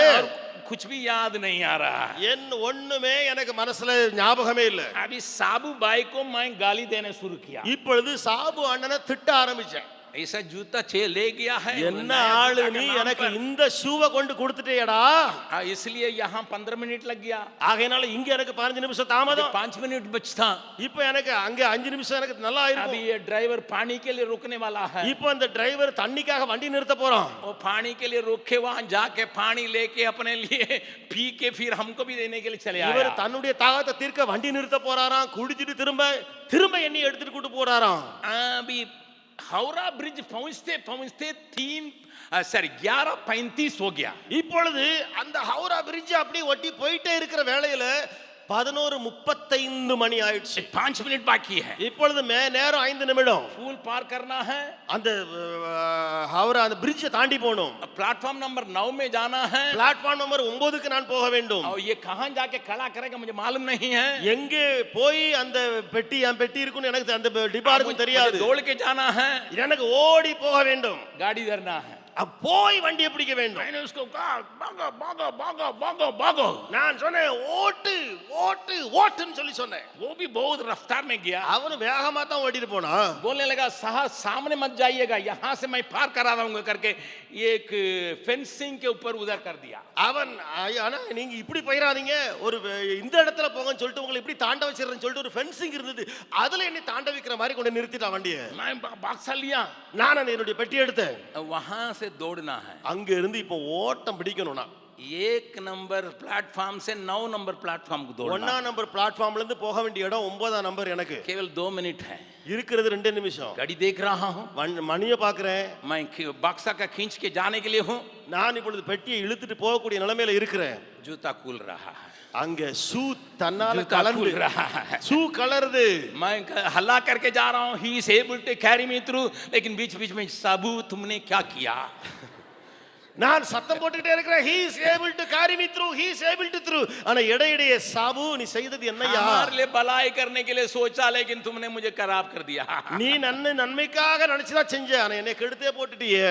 मैं दौड़ रहा हूँ, நான் ஓடுறேன் ஓடிட்டு இருக்கிறேன். जूता का संभाल रहा हूँ. என்னுடைய ஷூவை எப்படியோ சமாளிச்சுக்கிட்டு ஓடுறேன். कभी कभी जूता खोल के सामने चले जाता. சில நேரங்களில் ஷூ கலண்டு முன்ன ஓடுது. मैंने कहा टर हम भी நான் साथ आएंगे. நின்னுப்பா நானும் சேர்ந்து வர்றேன்னு சொல்லிட்டு इसी ஷூ போட்டு போறேன். तमाशा में जब मैं 9 नंबर प्लेटफॉर्म पहुंचा, இப்படி ஆடி நான் 9 நம்பர் பிளாட்ஃபார்முக்கு வந்தபோது गाड़ी खुल चुकी थी. அங்கே வண்டி புறப்பட்டு போயாயிடுச்சு. 9 नंबर प्लेटफॉर्म में दौड़ रहा. நான் 9 நம்பர் பிளாட்ஃபார்ம்ல ஓடுனவனாக இருக்கிறேன். लोग मुझे देख रहे हैं, ஜனங்கள் எல்லாரும் என்ன பார்க்கறாங்க. लेकिन मेरे मुंह में he is able to carry me through, he is able to carry me through, he is able to carry me through. என்னுடைய வாயில he is able to carry me through, he is able to carry me through. कैसा तो जूता का संभालते हुए, बक्सा का संभालते हुए मैं आखिरी डिब्बा में पहुंचा. वो गार्ड की डिब्बा है. நான் கடைசியே என் ஷூவை எப்படியோ தாங்கினவனாக என்னையும் சமாளிச்சவனாக ஓடி போய் கடைசி பெட்டியை பிடிக்கணும், அதாவது அந்த கோச்சை பார்க்கணும்னு சொல்லி பார்த்தா அது கார்டுடைய இடமா இருந்தது. दम भरा के मैं आगे बढ़ रहा हूं, वो लगेज डिब्बा है. நான் போய் இன்னும் முன்னேறி போனா அந்த கார்டை தாண்டி பார்த்தேன்னு சொன்னா அது லக்கேஜ் வேன், அந்த லக்கேஜ் டிப்பாவா இருக்குது. लेकिन तब तक मैं जूता खुल रहा, जूता பார்த்தனா ஷூ கலண்டு விழுற மாதிரி, ஷூ கலண்டு விழுற மாதிரி. उस समय मेरे हालत को आपको देखना था. அந்த நேரத்துல என் நிலைமையை கையை நீங்க பார்த்திருக்கணும். एक तरह परमेश्वर का दिया हुआ वचन गीत के रूप में मेरे दिल में बज रहा है. ஒரு இடத்துல பார்த்தேன்னு சொன்னா ஒருபுறம் தேவனால் கொடுக்கப்பட்ட வசனம் பாடலாக மாறி வருகிறது. एक तरफ मेरा दोस्त का भलाई मुझे कर रहा. ரெண்டாவது இன்னொரு இடத்துல இன்னொரு புறம் பார்த்தோம் நண்பனுடைய நன்மை என்னை சாப்பிட்டு தீக்கிறது. मैं कहानी को शॉर्ट में बतलाने के जा रहा हूं. கதையை சுருக்கி நான் முடிக்கிறேன். मैं फिर और दम लेके भागा था. तब இன்னும் तक நான் वो रफ्तार में गाड़ी जा रही है இன்னும் மூச்சு எடுத்துக்கிட்டு ஓடிக்கிட்டே இருக்கிற வண்டி போயிட்டு இருக்குது. और एक जनरल कंपार्टमेंट जब आया, ஜெனரல் கம்பார்ட்மெண்ட் வந்த உடனே मेरे हाथ में 2 AC का टिकट है, रिजर्वेशन है. என்னுடைய கரத்துல 2 ஏசியினுடைய டிக்கெட், ரிசர்வேஷன் டிக்கெட் இருக்குது. जनरल कंपार्टमेंट में भीड़ है, ஜெனரல் கம்பார்ட்மெண்ட்ல கூட்டம் அலமோதுது. उसमें बक्सा फेंक के मैं भी भीतर गया. நான் அந்த பெட்டியை தூக்கி அப்படி எரிஞ்சிட்டு நானும் உள்ள போயிட்டேன். तब तक मैं एक जूता नीचे ही रह गई. அதுக்குள்ள இன்னொரு ஷூ கீழே தரையிலேயே இருந்த மாதிரி இருந்துச்சு. अभी एक जूता पहन के, இப்பொழுது ஒரே ஷூ போட்டவனாக एक जूता पहन के मैं ऊपर चढ़ गया. ஒரே ஷூ தான் கால்ல கிடக்குது, உள்ள ஏறியாச்சு. लेकिन किसी व्यक्ति के मेहरबानी से दूसरी जूती पीछे से चली आई. ஆனால் उसने उठा के फेंक दिया. नया यारो, जूता है ये आदमी क्या छूट गया करके. யாரோ ஒரு நல்லெண்ணம் கொண்ட ஒரு ஆளு தூக்கி வீசினா பாருங்க, அந்த ஷூவை தூக்கி நேரா உள்ள வந்து பறந்து விழுது யா இடத்துல. गाड़ी तो धर लिया. வண்டியை பிடிச்சாச்சு. मैंने पूछा अगले स्टॉपिंग बर्दवान में होगा? நான் கேட்டேன். அப்ப சொன்னாங்க அடுத்த ஸ்டாப்பேஜ் வர்தமான்ல இருக்கும். ना ना ये आसनसाल में जाएगी. இல்ல இல்ல, வர்தமான்ல வண்டி நிக்காது, இது நிக்குது அசன்சோல்ல போய் நிக்க போகுது. इसका मतलब मेरा सीट भी चला जाएगा. என்னுடைய சீட்டும், ரிசர்வ் பண்ண சீட்டும் போயிடும். कैसे ही हम संभाल के गए थे. எப்படியோ அதை சமாளித்தவனாக நான் போனேன். मैं अभी जूती को देख रहा हूँ. இப்பொழுது நான் ஷூவை பார்க்கிறேன். नया है, புதுசு, दामी है, விலை அதிகமானது, प्रेम से भरा हुआ है, அன்புனால நிறைஞ்சிருக்குது. लेकिन इस हालत में डालने वाला भी वही जूता है. प्यारों, कभी कभी हम भलाई को चाहते हैं लेकिन वो बुराई में बदल जाता है. பிரியமானவர்களே, சில நேரங்களில் நாம் நன்மை தேடி நன்மை செய்யன்னு விரும்புகிறோம், ஆனால் அது தீமையாய் மாறுகிறது. अनजाने में அறியாமலே इस लड़की ने उसको ऐसे एक जगह में पहुंचाई. இந்த தாதி பெண் அவனை அப்படிப்பட்ட நிலைக்கு தள்ளிவிட்டாள். मेरे साथ खोलिएगा दूसरा सामुएल उसका 9वां अध्याय. என்னோடு கூட திறவுங்கள் 2 சாமுவேல் 9வது அதிகாரம். वो कहां पर है थे देखा गया है. எங்கே என்று சொல்லி கொஞ்சம் 4 पद. 4வது வசனம். दूसरा सामुएल उसका 9वां अध्याय का 4 पद. 2 சாமுவேல் 9:4. दाऊद अपना बादशाह को याद करते हुए किसी को ढूंढ रहा है, उसको एक जन मिल गया. தாவீது தன்னுடைய உடன்படிக்கையை நினைத்தவனாக யாரோ ஒருவனை தேடுகிறான், ஒருவன் கிடைத்து விட்டான். सीबा नाम करके एक नौकर मिल गया. சீபா என்று சொல்லி ஒரு வேலைக்காரன் கிடைத்தான். जो योनातान के घर में नौकर था. யோனத்தானுடைய வீட்டில வேலைக்காரனாய் இருந்தான். उसको पकड़ के ले आया. அவனை பிடித்து கொண்டு வந்தார்கள். उस राजा ने उस सीबा से पूछ रहा है. ராஜா சீபாவை பார்த்து கேட்கிறான். मैं 4 पद को पढ़ रहा हूं. 4ஆம் வசனத்தை நான் राजा வாசிக்கிறேன். ने उससे पूछा वो कहां है. सीबा ने राजा से कहा वो तो लोदबार नगर में अमीएल के पुत्र माखीर के घर में रहता है. அவன் எங்கே என்று ராஜா கேட்டதற்கு சீபா ராஜாவை பார்த்து, இதோ அவன் லோதேபாரிலே அம்மியேலின் குமாரனாகிய மாகீரின் வீட்டில் இருக்கிறான் என்றான். पुराना नियम में कई नाम के साथ कुछ अर्थ सटा हुआ है. பழைய ஏற்பாட்டுல நீங்க பாத்தீங்க சொன்னா अनेक பெயரோடு கூட அர்த்தம் நிறைந்திருக்கும். लोदेबार मतलब वहां एक घास भी उगता नहीं है. லோதேபார் என்ற இடம், அது எப்படின்னு சொன்னா அந்த பெயர்ல ஒரு புல் கூட முளைக்காது. लोदेबार का अर्थ है यहाँ एक घास भी नहीं उगता. லோதேபாருடைய இடம் அப்படிப்பட்ட இடம், புல்லு கூட அதுல வராது. बिल्कुल एक ऐसा भूमि है. அது வறண்டு போன ஒரு பூமி. माखीर मतलब बिल्कुल अंधकार. மாகீர் என்று சொல்லி சொன்னால் முழுவதும் இருள் ஆயிருக்கிற कोई பகுதி. रोशनी नहीं है. எந்த ஒளியும் கிடையாது. एक आदमी अनजान होने के चलते इस लंगड़े बच्चे को उस जगह में पहुंचा दी, कहां कोई सुविधा नहीं और अंधकार है. ஒரு மனுஷி அறியாமல் இருந்ததினாலே இந்த மனுஷனை அங்கே கொண்டு தள்ளக்கூடிய ஒரு சூழ்நிலைக்கு உண்டாயிற்று. அந்தகாரமும் இருளும் நிறைந்திருக்கிற பகுதி.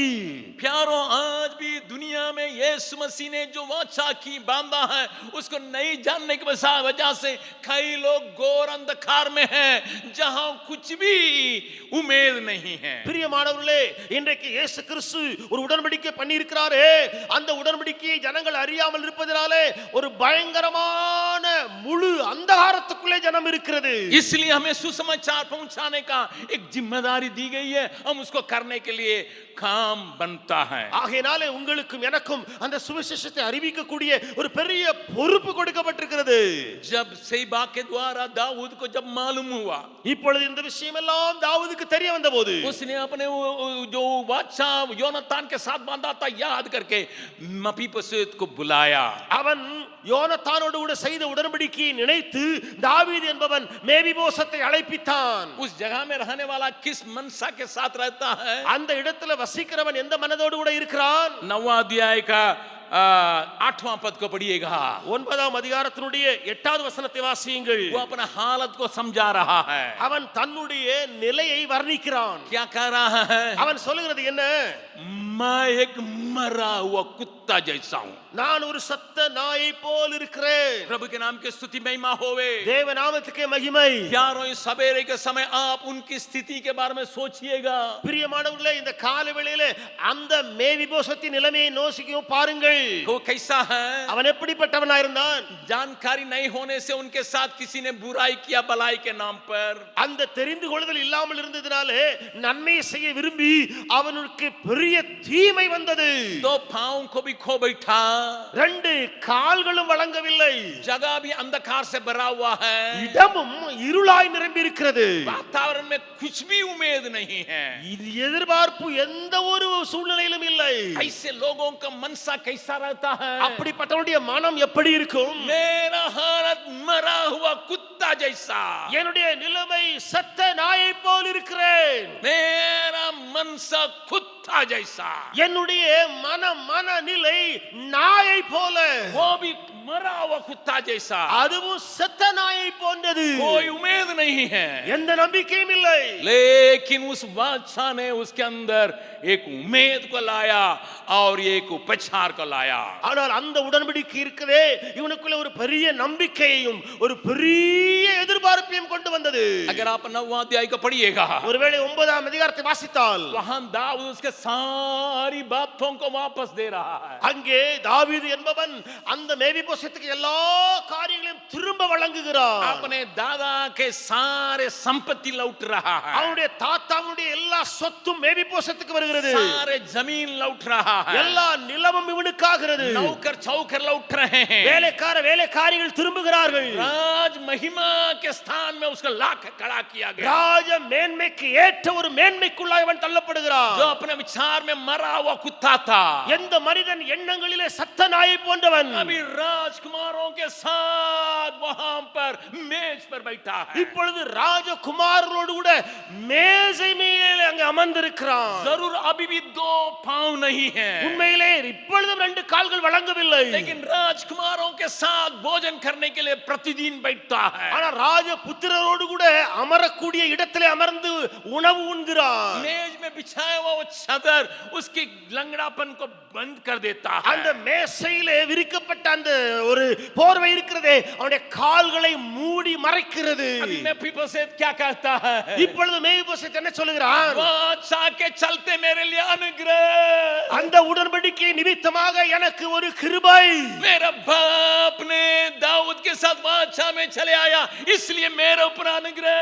என்னுடைய தகப்பன் இந்த தாவீதோடு கூட உடன்படிக்கை பண்ணியிருந்தாரே, அதனால எனக்கு மேல ஒரு கிருபை। इस मरा हुआ कुत्ता के ऊपर अनुग्रह, இந்த சத்த நாய் மேலே கிருபை।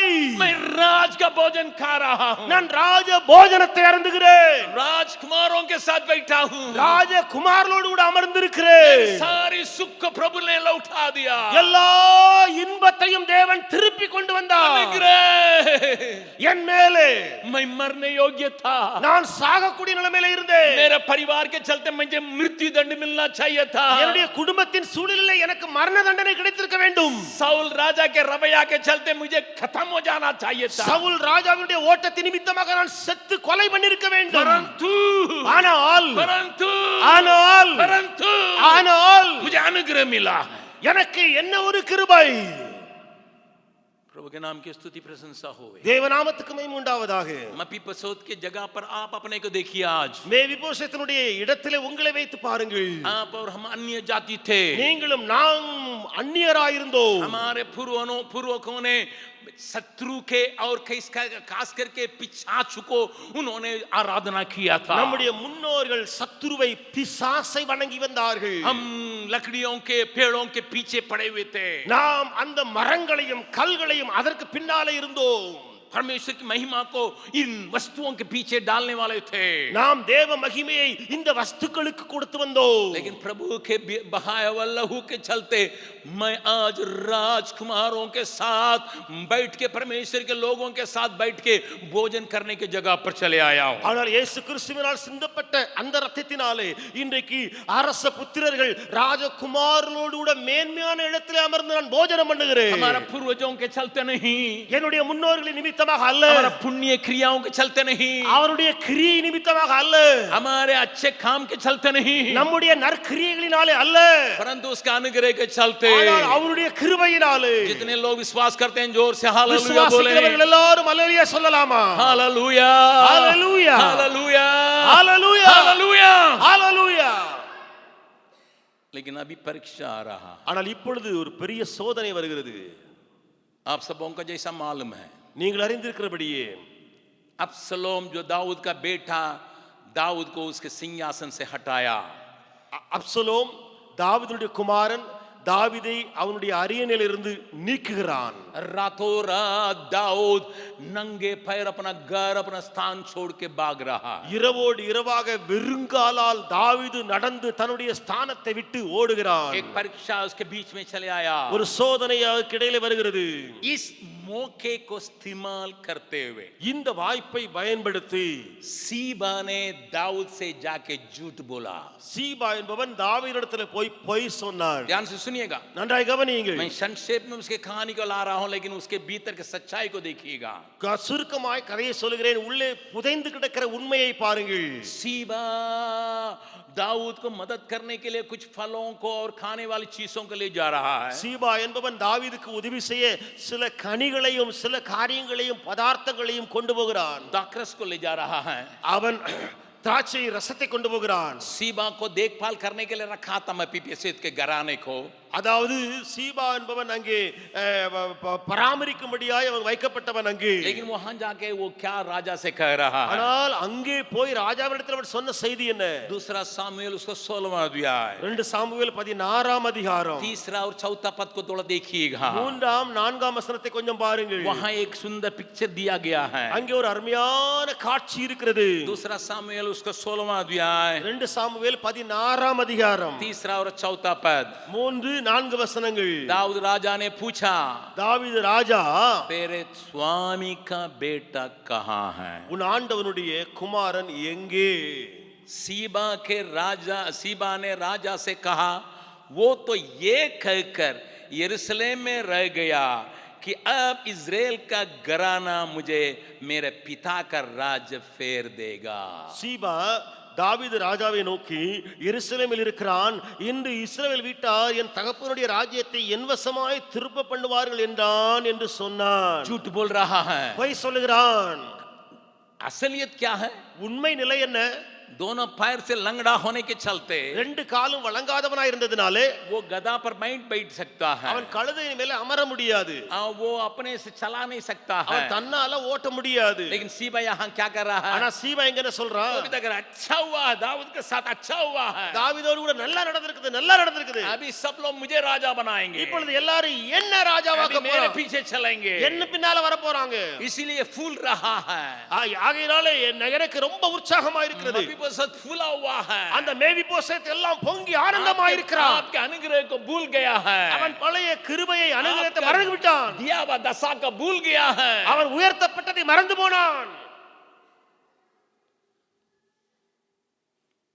इतना भारी दोष मपीबोशेत के विरोध में लगाया जा रहा है. அவ்வளவு ஒரு பயங்கரமான குற்றம் அந்த மேவிபோசேத் மேலே சுமர்த்தப்படுகிறது. जबकि वो दोनों पैर से लंगड़ाया गया. அவனை பார்த்தா ரெண்டு கால் வழங்காத ஒரு ஆளு. वो अपने से नहीं चल पा रहा। தன்னால தானா நடக்க முடியாது. शीबा को मदद करना चाहिए था, சீபா அவனுக்கு உதவிதான் செஞ்சிருக்கணும். लेकिन वो उस मौका का इस्तेमाल करके भीतर भीतर एक त्रुटि का काम कर रहा है। ஆனால் அந்த வாய்ப்பை பயன்படுத்தி ஒரு தந்திரமான ஒரு காரியத்தை அவன் திருவி பேசுகிறான். दाऊद भी एक तनाव के हालत में है। தாவீதும் ஒரு கஷ்ட காலகட்டத்தில் இருக்கான். उसने कभी नहीं सोचा कि उसको स्थान को छोड़ना पड़ेगा। அவனுக்கு ஒரு நாளும் நினைவிலே வந்திருக்காது நான் ஒரு நாள் என்னுடைய அரையணையை விட்டுவேன்னு சொல்லி. उसने कभी नहीं सोचा मेरा बेटा मुझे घर से भगाएगा। அவன் ஒருபோதும் நினைச்சிருக்க மாட்டான் என் சொந்த குமாரனை வீட்டை விட்டு என்ன துரத்துவான்னு சொல்லி. इसलिए वो घबराया हुआ है, ஆகையால தாவீது கலங்கி இருக்கிறான். उसके दिल में घबराहट है, அவனுடைய உள்ளத்துல ஒரு பெரிய கலக்கம். लेकिन उस मौका का इस्तेमाल करके सीबा काम कर रहा है। ஆனால் அந்த வாய்ப்பை பயன்படுத்தி சீபா கிரியை செய்கிறான். और क्या कहता है उसको, एक वचन को पढ़ने के बाद फिर यहाँ आएंगे। ஒரு வசனத்தை வாசிக்கலாம். அவன் என்ன சொல்கிறான் என்பதை வாசித்து விட்டு திரும்ப இங்க வருவோம். 19 पद में 19 अध्याय में 19வது அதிகாரத்துல वहाँ मैं भी बोले से अपने काम स्थिति के बारे में कहता है। மேவி போசேத் தன்னுடைய நிலைமையை குறித்து சொல்கிறான் பாருங்கள். 26वां पद 26வது வசனம். वहाँ दाऊद को उत्तर दे रहा है। அங்கே मपीपोसेत से पूछा जा रहा तुम कहाँ क्यों नहीं आया करके, तो मपीपोसेत उत्तर दे रहा है। மேவி போசேத்திட்ட அவன் கேட்கும் பொழுது மேவி போசேத் என்ன பதில் சொல்றான் பாருங்க. நீ ஏன் வரலன்னு कहता சொல்லி मालूम है சொல்றான். 26वां पद में 26ஆம் வசனத்துல हे मेरे प्रभु तो जानते हो मैं लंगड़ा हूं और मेरा नौकर ने मुझे धोखा दिया है। அதற்கு மேவி போசேத் ராஜாவாகிய ஆண்டவனே என் வேலைக்காரன் என்னை மோசம் போக்கினான். मेरा कर्मचारी ने मुझे धोखा दिया, என்னுடைய வேலைக்காரன் என்னை மோசம் போக்கினான். मैं तो पंगु हूं, நான் முடவனானபடியினால गधे पर अपने काठी नहीं लगा सकता हूं। கழுதின் மேல சேணம் வைத்து ஏறி நானா வர முடியாது. 27 पद में लिखिए, 27ஆம் வசனத்தை பாருங்க. 27 पद में वो ये कहता है 27ல் அவன் சொல்லுகிறான் मेरे ऊपर उसने झूठी बातों का लगाई, चुगली खाई है। அவன் ராஜாவாகிய ஆண்டவனிடத்தில் உமது அடியான் மேல் வீண் பழி சொன்னான். न केवल धोखा दिया, அவன் ஏமாற்றது மாத்திரமல்ல चुगली किया, அவன் வீண் பழி சொன்னான். इसके चलते இது நிமித்தம் दाऊद भी अपने तनाव में होके कहने लगा मपीपोसेत से, सीबा से। தாவீதும் அவன் கலக்கத்துல இருந்தான். கஷ்டத்துல இருந்து தாவீது சொன்னான். सीबा से कहा சீபாவிடத்துல சொன்னான் सारी बातें तुम ले लो, எல்லாவற்றையும் நீ வைத்துக்கொள், நீ வைத்துக்கொள். जमीन जर सब कुछ तुम्हारा रहे। நிலம் பொருள் எல்லாம் நீ வைத்துக்கொள். सुनिए, कभी कभी हमारे विरोध में झूठी बातें लगाने वालों के चलते हमारा स्थिति गंभीर होने का संभावना है। சில நேரங்களிலே நம்மேல வீண் பழி சுமத்துறாங்களே, அது நிமித்தமாக நம்ம நிலைமை ரொம்ப மோசமாக வாய்ப்பு உண்டு. मपीपोसेत की हालत को थोड़ा देखिए। மேவி போசத்தின் நிலைமையை கொஞ்சம் பாருங்க. सीबा घर में आके क्या कहा होगा, अभी सब कुछ मेरा है, समझा? இதெல்லாம் செஞ்ச பிறகு கேட்ட பிறகு சீபா வந்து வீட்டுல சொல்லியிருப்பான், மேவி போசரே தெரியுமா உனக்கு இப்ப எல்லாம் எனக்கு ஆயிடுச்சு. मपीपोसेत का दिमाग काम कर नहीं रहा, மேவி போசத்தினுடைய மூளையை வேலை செய்யாமல் போயிருக்கும். वो खुद बतला रहा है, அவனா சொல்றான், मैं तो ना दाढ़ी बनाई, मैं तो ना नहाया, நான் என்னுடைய தாடி மயிரை சிரைக்கவும் இல்லை, நான் குளிக்கவும் இல்லை, नहाया भी नहीं, நான் ஸ்நானம் பண்ணவும் இல்லை, पैर को भी धोया नहीं, நான் என்னுடைய கால்களையும் கழுவவில்லை. देखिएगा दूसरा सामुएल 19वां पद 19वां अध्याय 24वां पद। 2 சாமுவேல் 19ஆம் அதிகாரம் 24ஆம் வசனத்தை பாருங்கள். 24 पद में वो कहता है, 24லே அவன் சொல்கிறான், तब साउल का पोता मपीबोसेत राजा से भेंट करने को आया, उसने राजा के चले जाने के दिन से उसके कुशल क्षेम फिर आने के दिन तक न अपने पाँवों के नाखून काटे और न अपनी दाढ़ी बनवाई और न अपने कपड़े धुलवाए थे। சவுலின் குமாரனாகிய மேவிபோசேத்தும் ராஜாவுக்கு எதிர்கொண்டு வந்தான். ராஜா போன நாள் முதல் அவன் சமாதானத்தோடு திரும்பி வருகிற நாள் மட்டும் அவன் தன் கால்களை சுத்தம் பண்ணவும் இல்லை, தன் தாடியை சவரம் பண்ணவும் இல்லை, தன் வஸ்திரங்களை வெளுக்கவும் இல்லை. एक आदमी के दो खाने मेफीबोशेत को अनुग्रह पाया हुआ व्यक्ति को, अनुग्रह में आनंद करने वाला व्यक्ति को इस हालत में कर दिया. ஒரு மனிதனுடைய மோசம் போக்கக்கூடிய காரியம், ஒரு மனிதனுடைய ஏமாற்றுகிற காரியம் இங்கே இன்னொரு மனிதனை இப்படிப்பட்ட ஒரு நிலைமைக்கு தள்ளி போட்டு விட்டது. लेकिन एक सुंदर बात मेफीबोशेत के बारे में दिया गया है. ஆனால் ஒரு அருமையான காரியம் மேவிபோசத்தை குறித்து எடுக்கப்பட்டிருக்கிறது. अभी दाऊद को समझ में आ गया. இப்பொழுது தாவீதுக்கு புரிந்து விட்டது. अरे इसके साथ धोखा खाया गया, धोखा दिया गया. இவன் ஏமாற்றப்பட்டு விட்டான், இவன் ஏமாந்து போய் விட்டான், ஏமாற்றப்பட்டு விட்டான். इसका कमजोरी को इस्तेमाल करके सीबा ने अपना लाभ उठा लिया. இவனுடைய பலவீனத்தை அறிந்து சீபா தன்னுடைய லாபத்தை சம்பாதித்து விட்டானே. मैं भी तनाव में होके कह दिया. நானும் கஷ்டத்துல இருந்து சொல்லி விட்டேன். अभी दाऊद कहता है, இப்பொழுது தாவீது சொல்லுகிறான், ठीक है मैं गलती किया हूं लेकिन आधे आधे ले ले. ஆனால் தவறு செய்தது உண்மைதான், ஆனால் இப்பொழுது பாதி பாதியாய் நான் அங்கே பிரிக்கிறேன். तुम और सीबा आधे आधे जमीन ले लो. நீ மேவிபோசேத் சீபா பாதி பாதியாய் நீங்கள் எடுத்துக்கொள்ளுங்கள். यहीं पर இங்கேதான் मैं अनुग्रह और ग्रेटफुलनेस को तुलना करके दिखाने के लिए चाहता हूं. இங்கேதான் நான் கிருபையையும் அந்த கிரேட்ஃபுல்னஸ் நன்றி உள்ள உள்ளம் ரெண்டையும் நான் ஒப்பிட விரும்புகிறேன். अनुग्रह पाने वाला का दिल में धन्यवाद भरे रहने से उसका विचार मन भावना कैसा हो जाता उसको तुम देखते हैं. கிருபையை பெற்றவனுடைய உள்ளத்துல எப்படி நன்றி உள்ள ஒரு காரியம் இருக்கும் என்பதை இங்கே நாம் ஒப்பிட்டு பார்க்க முடியும்.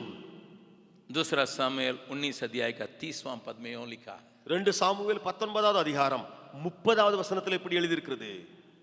मेफीबोशेत ने राजा से कहा, मेरा प्रभु राजा जो कुशल से अपने घर आया है ये मेरे लिए काफी है.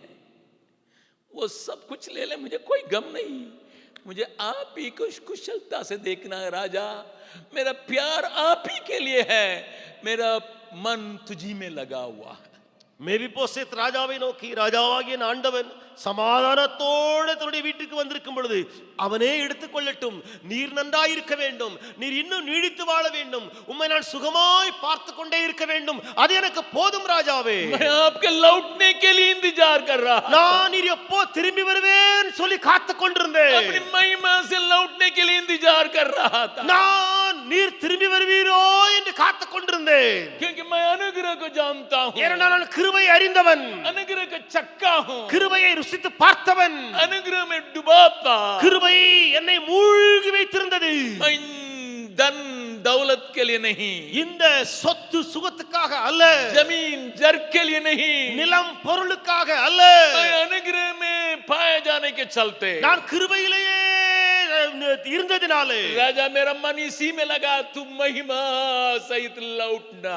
என்னுடைய மனதெல்லாம் அதிலே அடித்துக் கொண்டிருந்தது. என்னுடைய ராஜா சுகத்தோடும் நன்றாக திரும்பி வர வேண்டுமே, और फिर से उस महिमा में लौटाना. திரும்ப அதே மகிமையிலே ராஜா திரும்பி வர வேண்டுமே. इसके अलावा मेरा कोई स्वप्न नहीं है, எனக்கு வேறு ஒரு கனவு அல்ல, इसके अलावा मेरा कोई ख्याल नहीं है, இதை தவிர வேறு எனக்கு விருப்பம் இல்லை, इसके अलावा मेरा कोई बात नहीं है. இதை தவிர வேறு விஷயம் எனக்கு இல்லை. मुझे जन और दौलत के ऊपर मन नहीं है. இந்த சொத்து நிலம் பொருள் மேல என் மனம் இல்லை. I want to see David returns. मैं देखना चाहता हूं दाऊद लौट के आने की बात को. लौटा गए बहुत खुशी लग रही. அந்த திரும்பி வந்த நாள் எனக்கு ஒரு சந்தோஷமான நாள். अब महिमा के साथ लौटाएं ये मेरे लिए काफी है. நீர் மகிமையோடு எல்லா சுகத்தோடு திரும்பி வருவது எனக்கு எல்லாம் போதும். क्योंकि आपने मुझे मेरे ऊपर इतना अनुग्रह दिखाया. ஏனென்றால் என் மேல நீங்க காட்டின கிருபைக்கு அளவே இல்லை. इसलिए मेरा मन धन्यवाद से भरी हुई है. யாகையினால உள்ளம் நன்றியினால் நிரம்பி இருக்கிறது. धन्यवाद भरे रहने के चलते இந்த உள்ளம் நன்றியினால் நிரம்பி இருப்பதினாலே मैं केवल तुझी को सिर्फ तुझी को चाहता हूं. நான் வெறுமனே உம்மை மாத்திரம் விரும்புகிறேன். आज सवेरे अगर आप सचमुच में परमेश्वर का अनुग्रह को पाए हैं, ஒருவேளை இன்றைக்கு காலை வேளையில நீங்கள் உண்மையிலேயே தேவ கிருபையை பெற்றிருப்பீர்கள் என்று சொன்னால், अगर आप परमेश्वर का अनुग्रह में डूबे हुए हैं, நீங்கள் தேவ கிருபையிலேயே அப்படியே மிதந்திருப்பீர்கள் என்று சொன்னால், अगर आप अनुग्रह के चलते जी रहे हैं, அல்லது கிருபையினாலேயே நான் உயிரோடு இருக்கிறேன் என்று சொன்னால், आपका मनसा को थोड़ा जांचिए, உங்களுடைய மனநிலையை சோதித்து பாருங்கள். आपका मनसा को सोचिए, உங்களுடைய உள் எண்ணங்களை சோதித்து பாருங்கள். किस प्रकार का एटीट्यूड के साथ आप प्रभु से मुलाकात करने के लिए तैयार हो रहे हैं. எப்படிப்பட்ட மனநிலையோடு கூட அந்த தேவனை சந்திக்க நீங்கள் ஆயத்தமாகிறீங்க.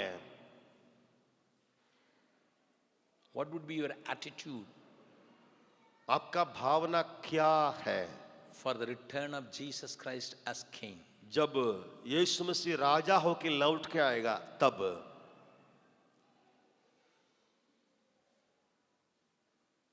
क्या आप यीशु मसीह के पीछे कुछ पाने के चक्कर में ही है, या यीशु मसीह के लिए आप उसके पीछे कर रहे हैं? இயேசுவுக்கு பின்னால எனக்கு நிறைய கிடைக்க போகுதுன்னு சொல்லி விரும்புறீங்களா, அல்லது இல்ல அந்த இயேசுவே எனக்கு வேணும் அவரே பார்க்கணும்னு சொல்லி விரும்புறீங்களா? यीशु काफी है, இயேசு போதுமா? यीशु काफी है. இயேசு போதுமே. क्या इस विचार में अगर आपका दिल परिवर्तित नहीं हुआ है, இந்த எண்ணத்துல இன்னும் உங்களுடைய மனம் மாற்றப்படவில்லையா? आप अनुग्रह को सही ढंग से पहचाने नहीं है. அப்படி என்றால் நீங்கள் கிருபையை சரியான விதத்துல அறிந்து கொள்ளவில்லை. अब अनुग्रह को सही ढंग से चखे नहीं है. நீங்கள் கிருபையை சரியான விதத்துல ருசிக்கவில்லை. मैं प्रभु से प्यार नहीं कर सकता क्योंकि उसने ये नहीं दिया, ये नहीं दिया, ये नहीं दिया, ऐसे कहने वाला अनुग्रह को चखा नहीं है. அவர் எனக்கு அதை கொடுக்கலையே, நான் கேட்ட அதை தரல, இதை தரல, அவரை நான் நேசிக்க முடியவில்லை அப்படின்னு சொன்னீங்கன்னு சொன்னா அவருடைய கிருபையை ருசித்து பார்க்கவில்லை. वो क्या कहता 28 पद में, 28ஆம் வசனத்திலே அவன் சொல்லுகிறதை பாருங்கள். दूसरा सामुएल 19 अध्याय का 28 पद में वो क्या कहता है? 2 சாமுவேல் 19:28 அவன் சொல்லுகிற காரியம், मैं अपने घराने समेत दंड के योग्य था, परंतु तूने अपने दासों के अपनी मेज पर खाने वालों में मुझे गिना है. मुझे क्या हक है, मुझे क्या हक है, मुझे क्या हक है. ராஜாவாகிய என் ஆண்டவனுக்கு முன்பாக என் தகப்பன் வீட்டார் எல்லாரும் சாவுக்கு ஏதுவாக இருந்தார்களே ஒழிய மற்றபடி அல்ல. ஆனாலும் உமது பந்தியிலே சாப்பிடுகிறவர்களோடு உமது அடியேனை வைத்தீர். இன்னும் நான் ராஜாவிடத்தில் முறையிட எனக்கு என்ன நியாயம் இருக்கிறது, என்ன நியாயம் இருக்கிறது? मैं मृत्यु के दशा में था, நான் மரிக்கக்கூடிய நிலைமையில இருந்தேன். मैं घराने समेत पर मैं अपने पिता के घराने समेत मृत्यु के दशा में था. என்னுடைய தகப்பன் வீட்டாரோடு கூட நானும் சாவுக்கு பாத்திரனாய் இருந்தேன். परंतु ने अपने लोगों के साथ मेज पर बैठाया है. ஆனால் நீரோ உம்முடைய ஜனங்களோடு கூட பந்தியிலே அமரச் செய்தீர். ये तेरा अनुग्रह, இது உம்முடைய கிருபை. इसलिए तू ही मेरे लिए काफी है. ஆகையாலே நீர் மாத்திரம் எனக்கு போதும், तू ही मेरे लिए काफी है. நீர் மாத்திரம் போதும். मेरा दिल को उस प्रकार का धन्यवाद की भेंट देने की शक्ति दे प्रभु. ஆண்டவரே என்னுடைய உள்ளத்திலிருந்து அப்படிப்பட்ட நன்றி வெளிவர பலன் தாரும். The grateful heart is a glorious heart. एक धन्यवादित दिल महिमामय दिल है. आज कई लोगों के अंदर ये ग्रेटफुलनेस के लिए जगह नहीं है. இன்றைக்கு अनेகருக்குள்ளே இந்த நன்றிக்கு இடமே இல்லாமல் போயிடுச்சு. पाए हुए भलाई के लिए वे सोचते नहीं है, उसके लिए वो धन्यवाद दिल नहीं रखते हैं. பெற்ற நன்மைகளை நினைத்து பார்க்காமல் நன்றி அற்றவர்களாய் இருக்கிறார்கள். आप सेवकाई में इसलिए है क्योंकि आप ग्रेटफुल हार्ट के साथ है. நீங்கள் இன்றைக்கு ஊழியத்தில் இருப்பதே முக்கியமான ஒரு காரணம், நன்றி உள்ள உள்ளத்தோடு நீங்கள் இருக்க வேண்டும். इसलिए ये गीत इतना फेमस हो गया. ஆகையினால இந்த பாடல் அவ்வளவு ஒரு ஃபேமஸான பாடல் ஆயிடுச்சு. मैं योग्य नहीं रहा, நான் பாத்திரவானாக இல்லை, मैं योग्य न, मुझ में कोई खूबियां नहीं, என்னில எந்த திறமைகளும் இல்லாமல் இருக்கிறது. इसलिए हृदय से धन्यवाद देता हूं करके वो गीत फेमस होने का कारण उसका अर्थ को समझते हुए दूसरा पद में सेवकाई में रहने का कारण को भी बतलाया था. அந்த பாடலுடைய அந்த அர்த்தத்தையும் சொல்லி இரண்டாவது ஸ்டான்ஸாக வரும்பொழுது அந்த ஊழியத்தில் இருக்கக்கூடிய காரணத்தையும் அந்த பாடல் வரிகள் சொல்கிறது. If you are enjoying grace, how much you are grateful. अगर आप अनुग्रह का चख रहे हैं तो आपका धन्यवाद कितना दूर तक ही है. How much you are grateful, sir. आपका धन्यवाद की नाप क्या है? How much you are grateful. कितना दूर तक आप धन्यवादित है?